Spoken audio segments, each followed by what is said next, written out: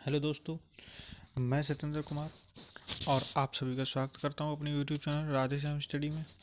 और हम दोस्तों पढ़ रहे थे हिंदी, और हिंदी में देखा था हमने स्वर स्वर देख रहे थे दोस्तों। वर्णमाला देख रहे थे दोस्तों। तो वर्णमाला में सबसे पहले हम देखा दोस्तों स्वर, और स्वर में ही हम देख रहे थे दोस्तों। हमने इससे पहले पढ़ा था दोस्तों कि जीव के प्रयोग के आधार पर स्वर कितने प्रकार के होते हैं दोस्तों। 3 प्रकार की होती हैं। वो हमने दोस्तों पिछली वाली वीडियो में पढ़ लिए थे। अब देखते हैं दोस्तों हम कि मुख द्वार के खुलने के आधार पर स्वर के भेद। ठीक है दोस्तों, देखते हैं मुख द्वार के खुलने के आधार पर स्वर के भेद। कितने भेद होते हैं दोस्तों? 4 भेद होते हैं। ठीक है दोस्तों, एक होता है दोस्तों विवृत स्वर, जिन स्वरों के उच्चारण में मुख द्वार पूरा खुलता है दोस्तों। ठीक है दोस्तों, मैंने बोला दोस्तों विवृत स्वर, जिन स्वरों के उच्चारण में मुख द्वार पूरा खुलता है। ठीक है, जैसे आ का आप उच्चारण करोगे तो दोस्तों मुख द्वार देखना दोस्तों पूरा खुलेगा आपका। ठीक है दोस्तों, इसके बाद आता है दोस्तों दूसरा अर्धविवृत स्वर, जिन स्वरों के उच्चारण में जिन स्वरों के उच्चारण में दोस्तों जिन स्वरों के उच्चारण में, ठीक है दोस्तों, मुख द्वार आधा खुलता है, अर्धविवृत स्वर कहलाते हैं दोस्तों। देखते हैं कौन कौन से स्वर होते हैं दोस्तों। जैसे आ, ए, आ, ऐ, ओ, आ। ठीक है दोस्तों, तो ये 4 स्वर जो होते हैं, जो अर्धविवृत स्वर होते हैं दोस्तों, इनके उच्चारण में जो मुख द्वार होता है दोस्तों हमारा, वो आधा खुलता है। ठीक है दोस्तों, अब देखते हैं हम अर्धसंवृत स्वर। ठीक है दोस्तों, अर्धसंवृत स्वर, ठीक, जिन स्वरों के उच्चारण में मुख द्वार आधा बंद रहता है। देखो दोस्तों ये कौन कौन से होते हैं कि अर्धसंवृत स्वर जो होते हैं दोस्तों, जिनके उच्चारण में मुख द्वार आधा बंद रहता है। ठीक है दोस्तों, ये होते हैं ए और ओ।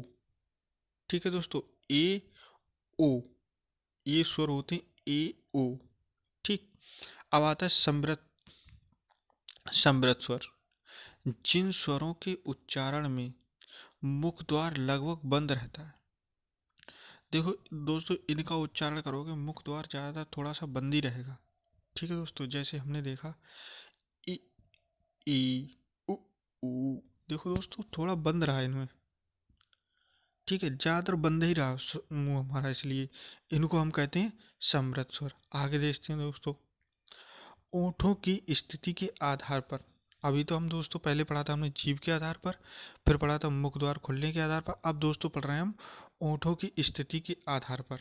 ठीक है दोस्तों, आवृतमुखी स्वर सबसे पहले दोस्तों आता है इसमें। ओठों की स्थिति के आधार पर आवृतमुखी स्वर, जिन स्वरों के उच्चारण में ओठ वृत्तमुखी या गोलाकार नहीं होती।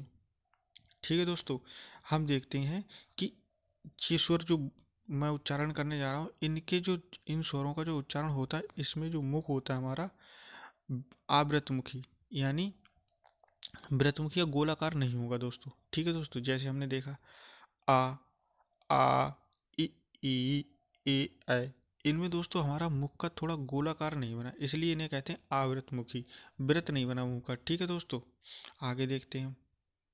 आगे आता है दोस्तों हमारा व्रतमुखी। ठीक है दोस्तों, जिन स्वरों के उच्चारण में ओठ ओठ व्रतमुखी या गोलाकार होते हैं। ठीक है दोस्तों, इनका जो उच्चारण करेंगे दोस्तों तो हमारा मुख थोड़ा गोलाकार हो जाएगा, इसलिए दोस्तों हम इनको कहते हैं व्रतमुखी। जैसे देखो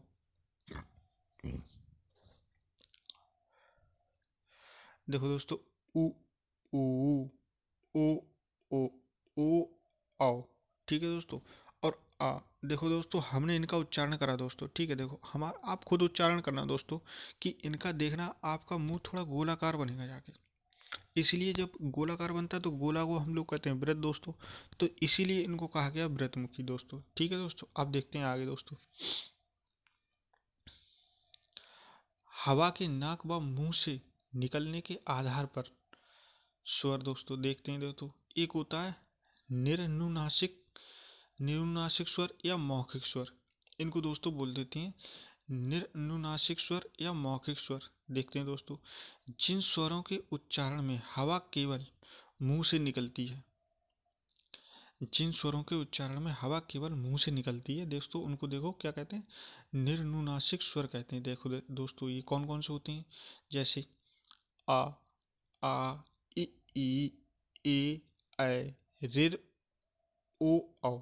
ये दोस्तों होते हैं निर्नुनासिक स्वर हमारे। ठीक है दोस्तों, एक होता अनुनासिक स्वर, जिन स्वरों के उच्चारण में हवा मुंह के साथ साथ नाक से भी निकलती है दोस्तों, इन्हें कहते हैं अनुनासिक स्वर।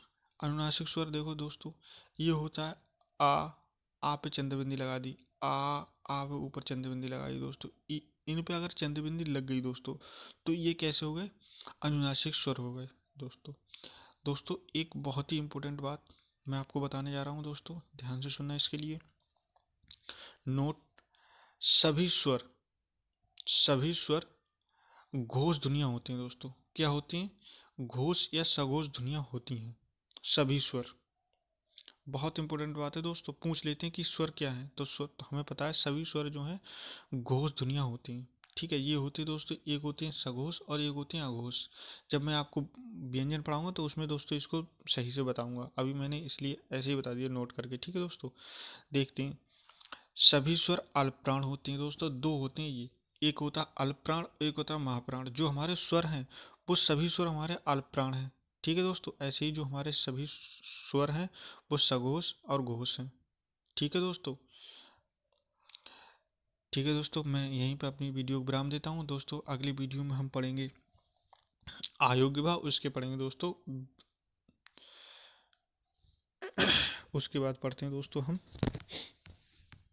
व्यंजन पढ़ेंगे दोस्तों। और दोस्तों मेरी वीडियो अगर अच्छी लगी हो आपको तो दोस्तों मेरी वीडियो को लाइक और सब्सक्राइब करें दोस्तों।